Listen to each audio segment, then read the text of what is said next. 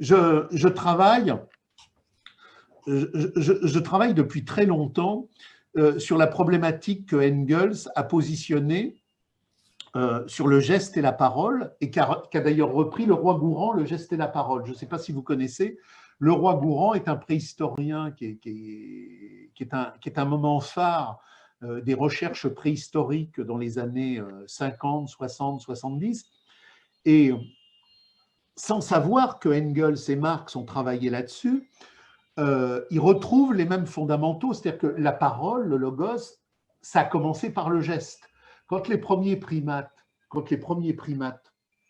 ont surgi dans l'histoire et que les premières relations de signification se sont faites, avant de parler, ils bougeaient à travers des gestes de signification. Et la parole n'est que la traduction organisée du geste. C'est d'ailleurs pour ça que logos en grec, legein, recueillir.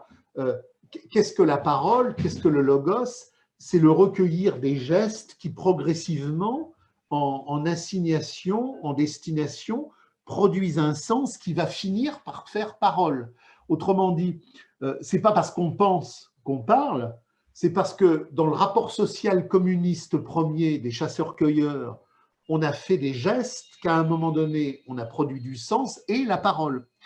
Et avec un certain nombre de correspondants, on travaillait sur l'écriture et le clavier. La plupart des gens qui vous suivent ne sont pas des hommes qui prennent un stylo le matin pour écrire.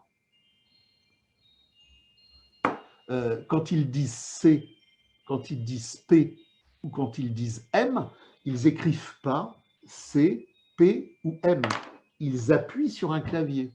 Or, ce que nous a appris Marx, ce que nous a appris Engels, ce que nous a confirmé le roi Gourand dans tous ces travaux-là, c'est que quand j'appuie sur un clavier, il y a C, il y a P ou il y a M. Et c'est le même clavier.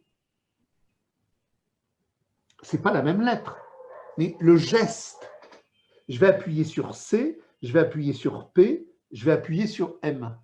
Le geste de conduction intelligente dans l'électricité des connexions, du rapport social, de l'émotion est le même. On s'est rendu compte que depuis que les gens écrivent de moins en moins, le C, le P et le M n'ont plus du tout le même sens.